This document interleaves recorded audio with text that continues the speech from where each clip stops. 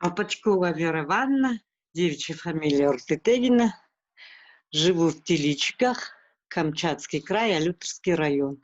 Работаю методистом Кранотского государственного природного заповедника.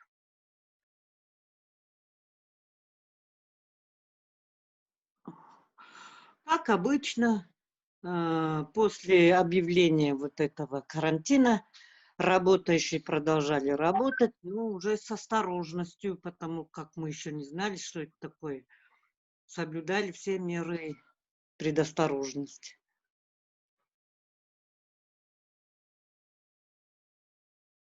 Сейчас скажу, я лично с 3 апреля уже все посадили на удаленку. То есть вы работали из дома, да? Работала дома, принесла компьютер, был свой ноутбук. Естественно, интернет не брал толком, но мы еще не знали, что такое удаленка, как работать, как вести себя, что делать. По привычке ходили на работу. Но всюду патрулировали полицейские машины, нас предупреждали, напоминали о ковиде, что соблюдать дистанцию без уведомления, без причин не выходить на улицу, не сидеть на работе, сидеть только по домам. Все буквально сразу же: школу, садик, больницу, центр культуры и досуга. Мы, естественно, пока что еще не знали, что это такое. Немножечко нарушали, по привычке выходили, в магазин ходили, строго в масках, первое время в перчатках. Тоже строили нас расстояние 1,5 метра. Вообще были не подготовлены. Да, у нас же районный центр, там и полиция, там и все такие большие организации, администрация Алютовского района.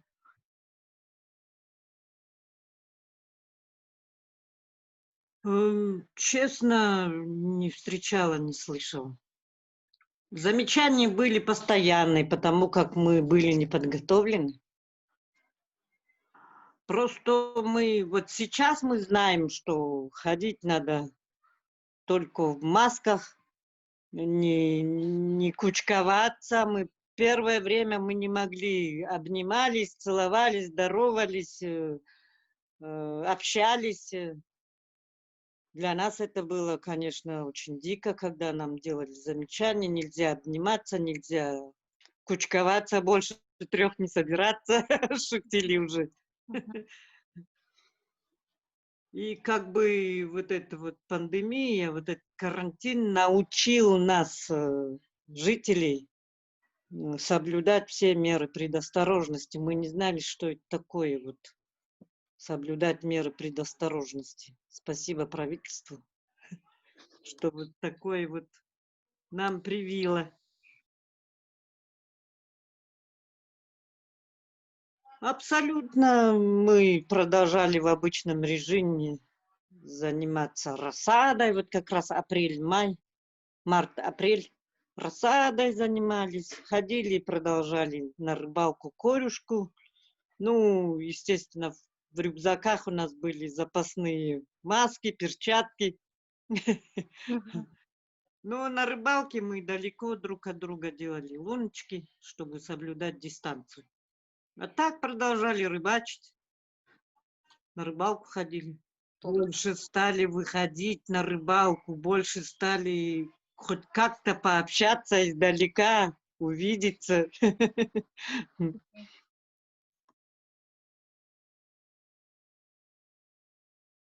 По поводу, как повлиял ковид на традиционные праздники, ритуалы, я отвечу так, что с самого начала все массовые мероприятия были отменены. Тоже по привычке мы не могли не позвонить в СКИД, что там будет происходить, может, какое мероприятие. Допустим, Пасха по привычке мы должны были пообщаться, там, яйцами поделиться, подарочками. Всего этого не было. Мы, каждая семья, проводили вот этот праздник Пасху по домам, по семьям.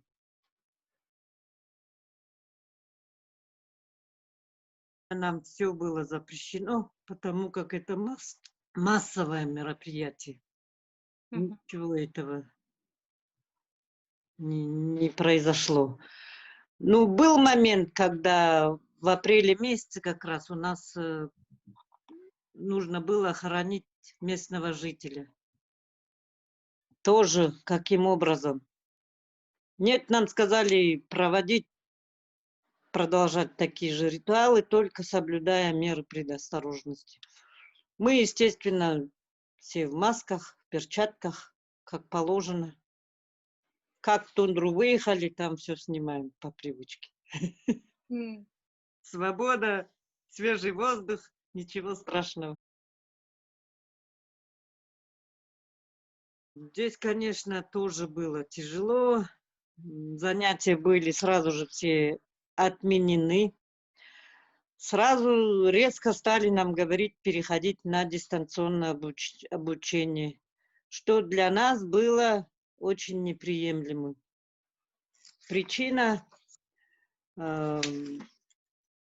нету отсутствия вот, медиатехники или медленный интернет, ну, денежные средства, конечно, а также необходимых знаний вот именно по проведению дистанционных обучений. Абсолютно, мы были тоже не готовы.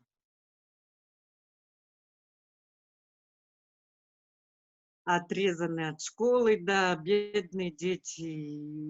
Были и срывы даже некоторые семьи, да, что уже не хочу дома сидеть, хочу в школу, хочу в садик, там вот такой вот примерно. Были примеры такие. По WhatsApp делились люди. Господи, когда же школы откроются? Родители тоже были не готовы к этому. Это каждый день дома, дома, дома, дома. А это повлияло, да, вот именно семья сплотилась. Это вот повлияло, да. Это было хорошо, что всей семьей. Но, правда, уставали родители. Это непривычно для них. Нет, до 26 августа пока еще мы закрыты. А, И, скорее всего, по онлайну будет линейка 1 сентября. Еще ничего не известно. Мы еще на карантине Камчатка. После такого неожиданного стресса на дистанционное обучение было тяжело и учителям, и родителям. Естественно, летние каникулы, они ушли все сразу на каникулы. Это было тяжело с таким интернетом медленным и слабым. Не абсолютно сейчас в таком же состоянии, но сейчас вот после посещения Мишустина, главы правительства, на Камчатку, вот на днях буквально. мгм. Вчера он вылетел с Камчатки, да. Пообещали, что с Чукотки до Камчатки будут наземный интернет. Как она называется? Оптоволокновый, волоконный. Наводить, да, мощный интернет, чему мы услышали, очень рады, но что-то нам мало верится.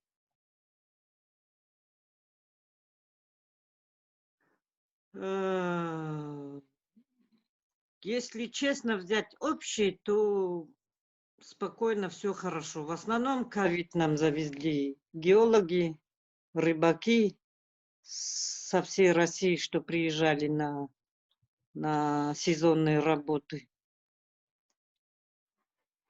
Ну и кто там? Геологи, рыбаки и сезонные работники, да. Да не скажу, что много. Единственный случай был, да, вот у нас сторожил Он лежал в онкологии в городе. После как все это началось, их отправили домой. То ли он летел, говорят, в самолете с рыбаками или там, не знаю, с заезжими. После этого он что-то быстро заболел. И вот умер он. Мгм. Сказали, что у него был коронавирус. Все проверяли, по-моему, все пронесло, все хорошо. Я бы не сказала, что там прямо жители, заболевшие стеличек, абсолютно не слышали. А среди коренных, Татьян, заметь, вообще никого не было больных. Да? Да, Это очень это хорошо, очень, да? очень хорошо, очень хорошо. Мы так переживали. Во-первых, спасибо Камчатскому краю, правительству закрыли сразу город. Только вывозили санзаданием, ну и один раз, может, в месяц или в 2 недели почту. А так, с периферии деревни вообще у нас закрыли все аэропорты, ну, перелеты. Вот это тоже очень хорошо спасло, помогло.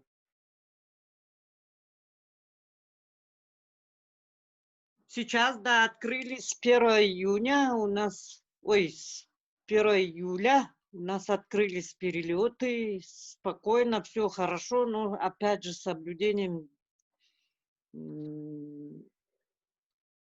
масок, перчаток.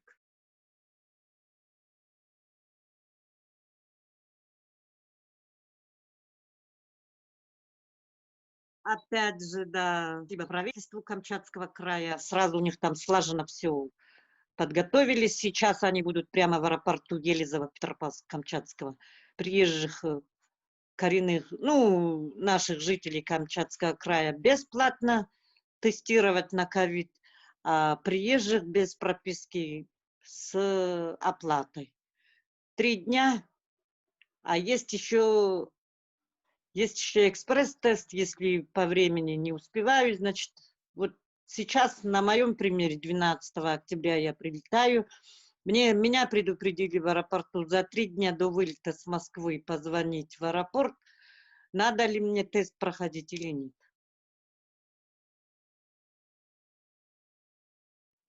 Нет, там только тесты каждый день делали тем, кто в ковидных отделениях работает.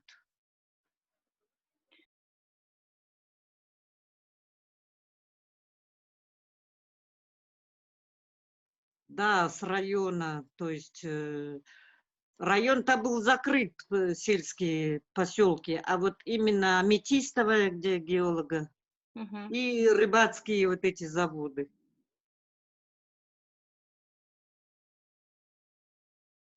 Хм. Нет, может, даже 20 человек не будет. Но для нас это было, конечно, страшненько. Мы боялись, что далекие северные поселки, как попадет вот эта зараза, как нам быть-то?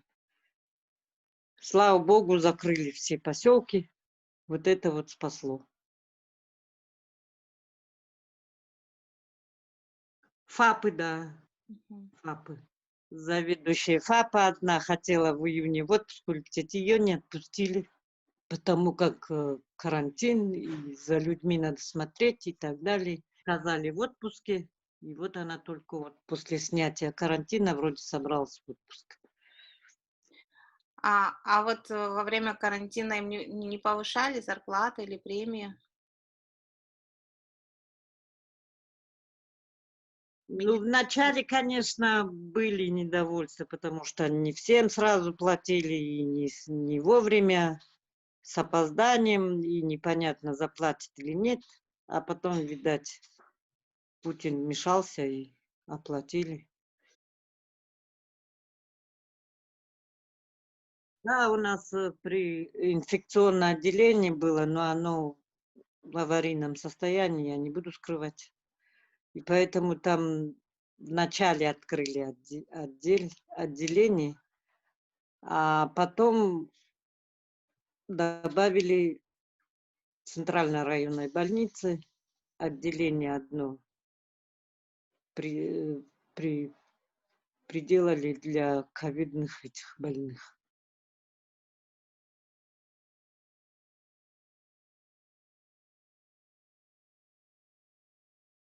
Нет, их отправляли, тяжелых больных отправляли с санзаданием сразу. Я так поняла, старались быстро-быстро всех отправлять, чтобы не успеть это. Слаженно, хорошо. Не сразу, конечно, а все равно. И благодаря, мне кажется, таким быстрым действиям не распространился ковид среди сельских жителей села Теличек. Ну, я хочу тоже сказать, что благодаря вот этим вот инструкциям, как вести себя, куда не ходить и так далее, люди понимали, постепенно стали уже понимать, что это для нас хорошо сидеть дома, лучше никуда не ходить. Вначале мы не понимали, что от нас хотят. Мы вообще, вроде мы современные люди, а пока не понимали. Потом, когда уже начали смотреть новости, что последствия очень плохие, если не соблюдать все предосторожности, то последствия будут очень плачевны. Да, но все равно короткими перебежками прибегали в гости. Бочком-бочком.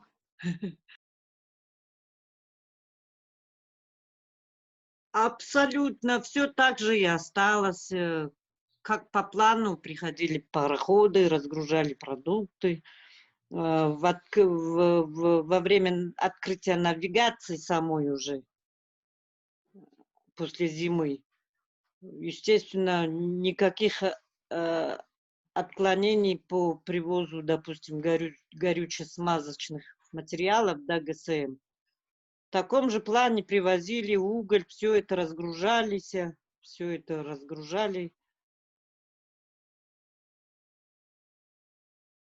Все равно пароходами. Когда ждем. Почему было такое? Замерзала бухта, пароход приходил как мог, проталкивал лед и вставал. Если толстый лед, измеряли там и буранами перевозили продукты. Было такое у нас. Да, круглый год морем, потому что никак больше. Вот тот год я помню, не помню какой год, бухта сильно подмерзла в марте месяце. Измерили лед, что более-менее для бурана сойдет. И бураны подскакивали к пароходу, разгружали продукты. И в самых таких тяжелых ситуациях все равно самолетом. Но если самолетом, то дороже продукты. Но все равно дорогие очень продукты. Очень дорогие.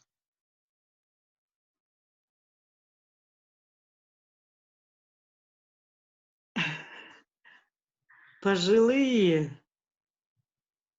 Пожилые также все тоже долго не могли привыкнуть.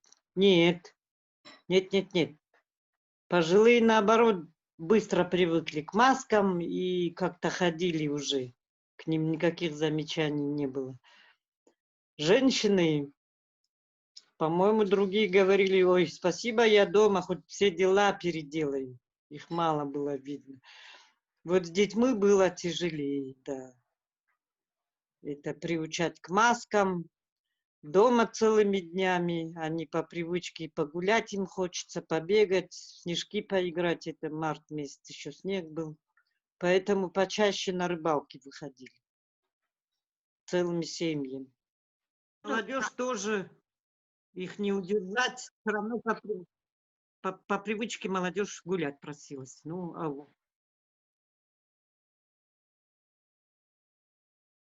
туризма так такового нету. Ой, нету вообще, а местный бизнес есть, конечно, но немного. Заработная плата получали, как обычно, в основном государственные предприятия. Никаких задержек не было. Ну вот сейчас Центр культуры и досуга на высоте по мероприятиям онлайн. Они готовятся уже заранее, конкурс скидывать в интернет. Но опять же, все зависит от интернета. Да, я в основном, я первый раз скинула мероприятие по родному языку, так как мы преподаватели родного языка. Скинула я просто для пробы онлайн-урок «Дикие животные». Презентацию скинула, задание. Честное слово, не вышло, не прошло. Почему? А потом я начал плохой интернет, все из-за интернета. А Мгм. так люди с удовольствием, оказывается, по онлайну есть. Есть такие мощные интернеты у некоторых, может, богатеньких или кого, интернет такие мощные. Им нравится, да, они лазят много, смотрят конкурсы и так далее. Я скидывала правила поведения при встрече с медведями, так как сезон начался, май, июнь. Правила поведения при встрече человека с морскими млекопитающими, в частности, белухи. Правила поведения по противопожарной теме, на противопожарную тему, то есть Мгм. пора, горячая пора лета, помните, что нельзя ходить со спичками, с окурками и так далее, не полить в огороде траву и так далее. Ну, я говорила, что мы, разумеется, очень благодарны правительству за бесконтактное общение. Научили нас вот именно бесконтактно общаться. Мгм. Иначе бы, если бы мы не научились соблюдать такие правила, да, или как, соблюдение меры безопасности, привело бы нас к большим неприятностям или, может, самое главное, мне кажется, как прививались мы раньше с детства, да, как нас прививали ко всем этим болезням. И надо бы соблюдать вот эти прививки, чтобы делали постоянно. И чтобы вовремя препараты, может, доходили до населения, до больниц. Конечно, нас это не коснулось, но все равно вот мы сравниваем и новости смотрим по телевизору, и так. Не именно от ковида, а вот от других болезней. Очень-очень спасает, да. Честно, нет, но я лично слышала от своих родителей, была вспышка большая по туберкулезу. Какой-то момент был такой, прямо передавалось оно буквально семьями, пачками. Соблюдали как могли гигиену. И самое главное, не есть, не пить с одной чашки. Вот это вот я запомнила почему-то по рассказам. Со своими чашками ходили.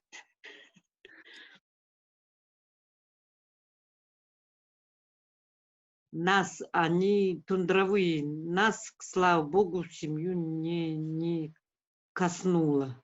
Мгм. Но почему-то вот в 2000 году сестра моя младшая умерла от туберкулеза. Почему вот именно такое произошло, не знаю.